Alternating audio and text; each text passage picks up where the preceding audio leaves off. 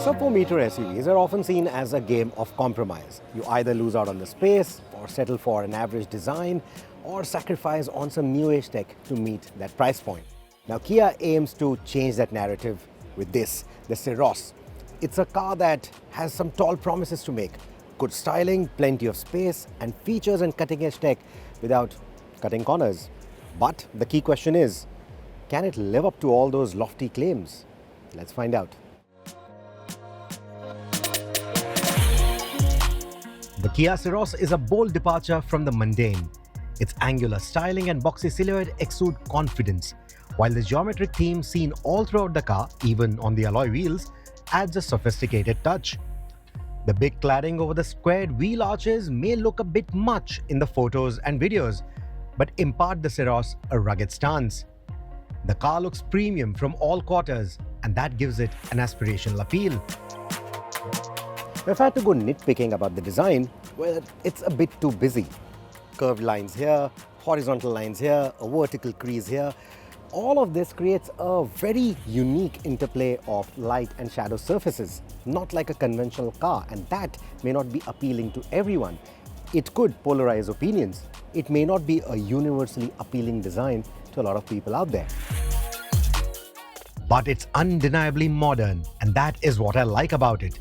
Compared to the rivals like Tata Nexon, Maruti Suzuki Brezza, Hyundai Venue, and even the Kia Sonet, the Syros carves its niche with several unique design elements. The floating roof effect adds to that sporty stance, makes it look quite sophisticated as well. And then when you move over to the lighting elements, all these vertical bits, they add a sense of height. And then you have the digital tiger nose, another Kia signature, which again aims at making the car look wide. So whether you look at the car from the side, the front, or the front three-quarter, you know that it is a spacious car, and that definitely works in its favor.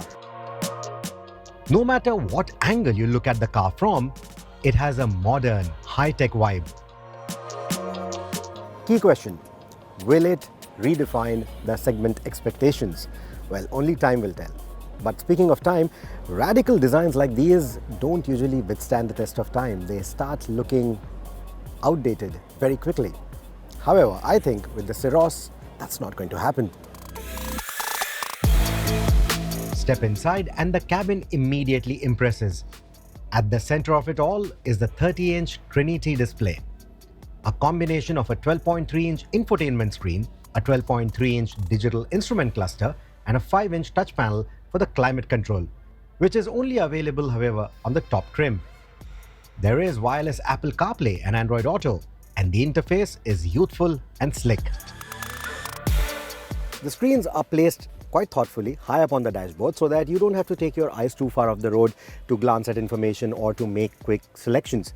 At the same time, they don't intrude in your field of vision. They aren't distracting when you're on the move. So I think the design, the placement, the layout, everything is quite thoughtfully done. Another thoughtful touch: the drive mode and traction mode switches are on the steering wheel itself, not on the panel console. So again, if you want to make any changes, that is seamless, reduces effort, and you don't have to take your eyes off the road. So I think it's a very nice balance of form and function. The steering wheel itself looks quite nice. The only thing that is missing, and I'm nitpicking again, is there is no reach adjustment for the steering. That would have been perfect. So, key question: does the interior of the Syros feel premium? Absolutely. Contributing further to the premium appeal are the myriad of cabin color options depending on the variant you choose. There is a beautiful interplay of textures that feel rich for the segment. And the high-tech vibe continues in here with switches and panels thoughtfully laid out. Other standout features include rear ventilated seats. Yep, you heard that right. A segment first. And even adjustable rear seats, both for reach and recline. The doors of the Syros almost open 90 degrees, and you also have a high hip point, which means that families that have elderly parents, elderly passengers, they are going to find the Syros to be a really comfortable car. I quite like it. Getting in and out of the car is quite nice. Now, the driver's seat is set to my driving preference. Knee room is pretty decent. Foot space is really good.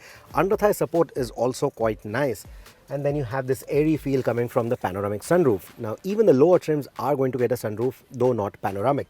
Even the windows, again, nice and big. So the boxy silhouette that we saw on the outside, that definitely translates to a lot of space. You also get these window blinds, which is another thoughtful addition. But what I really like for the rear seat is that you can adjust the reach to improve knee room even further, and you can also recline the seat in case you want to get a nice comfortable snooze in here.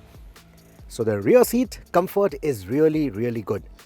Key question: can the sub-4 m space give you an option of a chauffeur-driven car? Well, you do have it now with the Syros.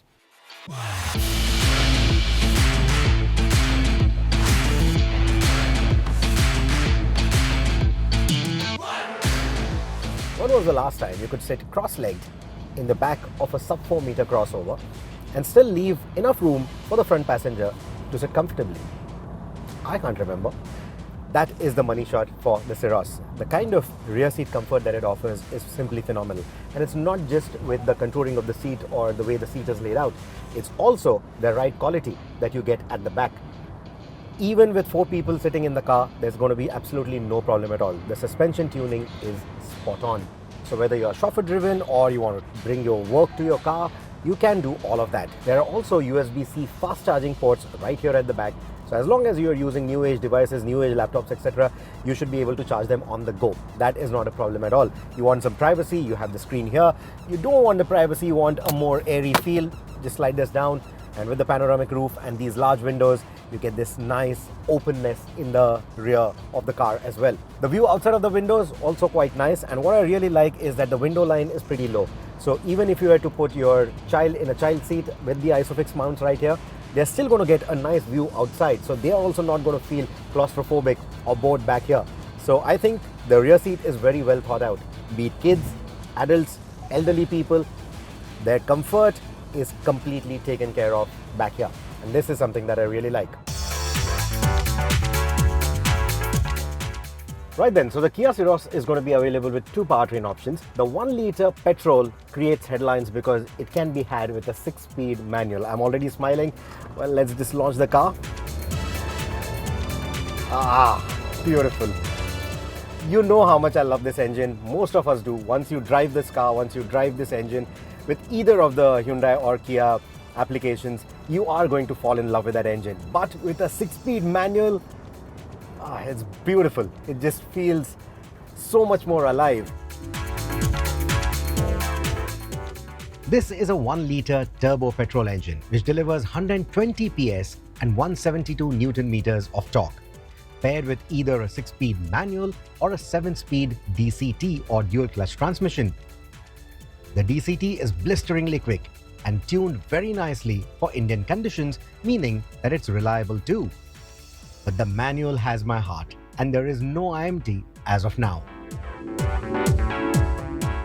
Now the clutch itself, not too heavy at all, so even if you were to make this choice, you are not going to be really penalized too much, even if you stay in cities that have a lot of bumper-to-bumper traffic. So the clutch doesn't feel cumbersome at all. Modulating the clutch in slow-moving city traffic, again, no problem at all. And when you are in the mood, this engine just builds up speed very quickly, and the shift quality from this manual is superb. As before, this engine really comes alive from the 3000 RPM mark, so that's not too tall. The mid-range is really good, and with a manual, the joy of driving this is elevated to a whole new level.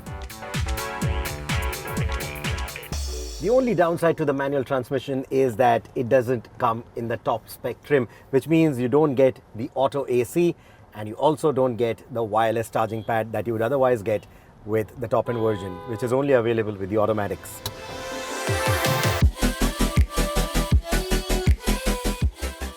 The Syros also comes with the Kia Connect 2.0, which is their new age connected tech suite, which, like the Carnival and the EV9, can help you, the service center or the call center, remotely diagnose up to 16 various ECUs inside the car.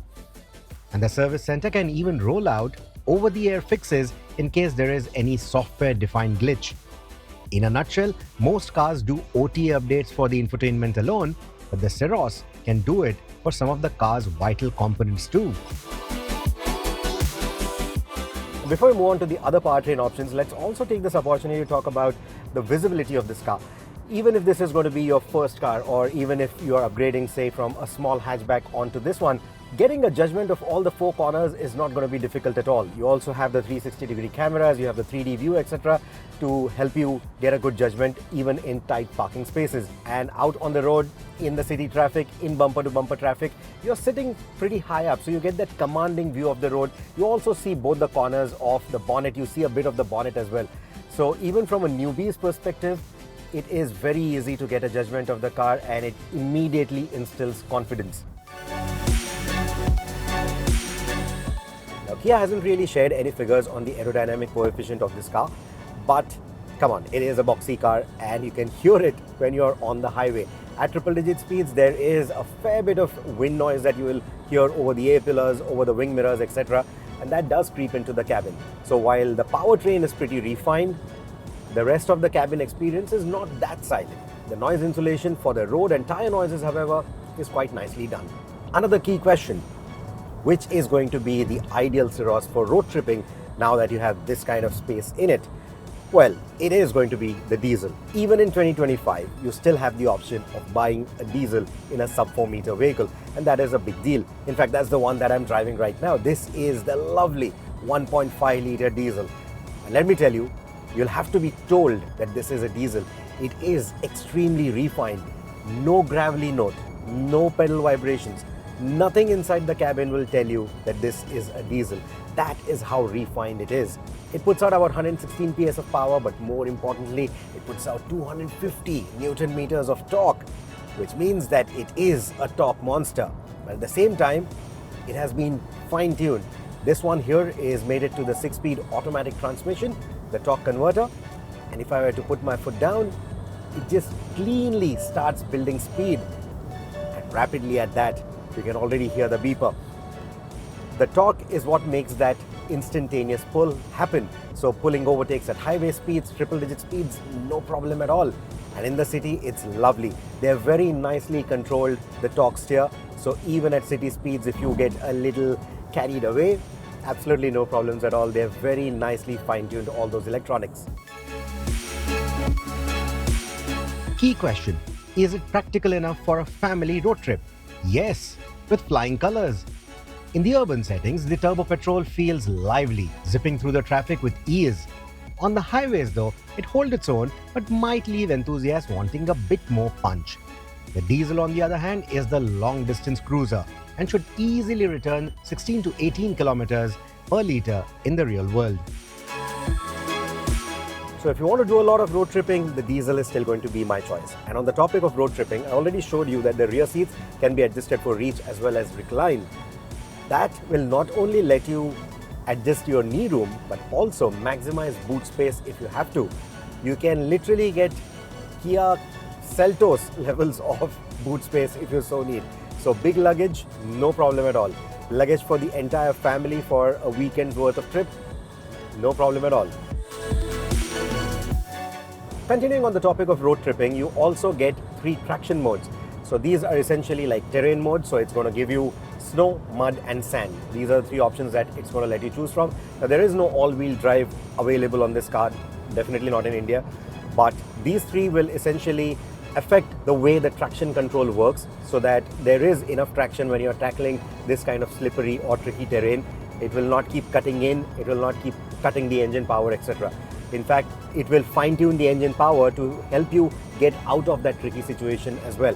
Now this is something that we've seen with the Syros, and it works pretty well for most of the conditions.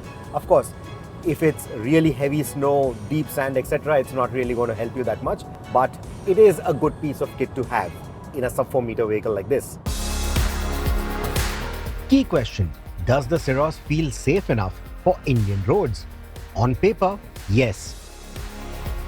What I also like is how fine-tuned the ADAS systems are. Not just on open highways like these, but even in the city, it is quite fine-tuned for the Indian conditions. It isn't too intrusive or erratic, and the ADAS suite is closer in its functionality to the Syros than the Sonnet, making it a lot richer than similar tech that we've seen in other sub-4-meter cars. In fact, the safety suite of the Syros is quite a hefty one. 6 airbags and a lot of other safety tech is standard across all trims. While crash safety ratings are yet to be revealed, the Syros' safety package positions it as one of the safer choices in the segment, at least on paper.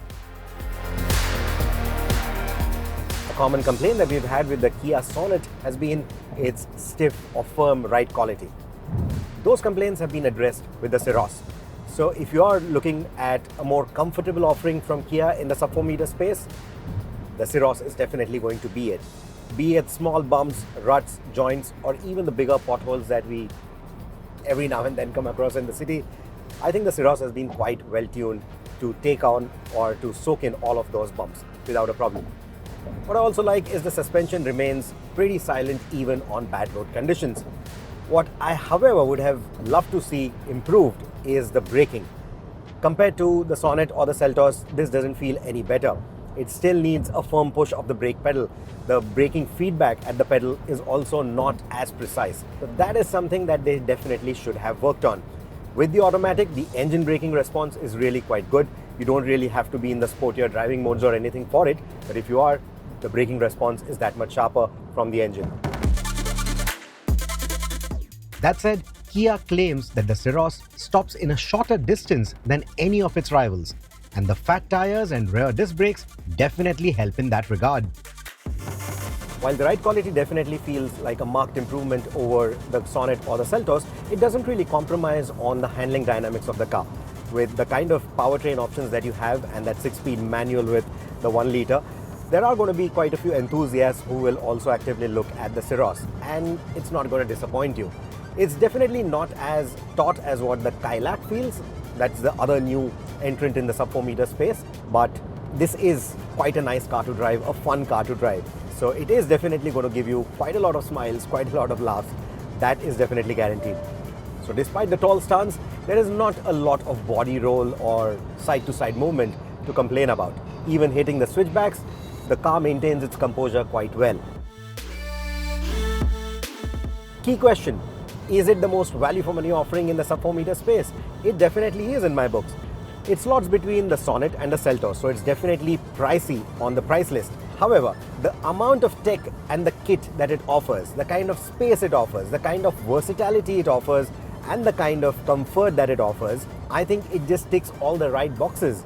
So if you're looking for the maximum value for the money that you're putting down, this one has to be it. In fact, I think it offers even more value than something like the Seltos, which is sitting in a segment higher. So if you don't necessarily need the additional length or the additional size that the Seltos gives you, then you should be perfectly fine with the Syros.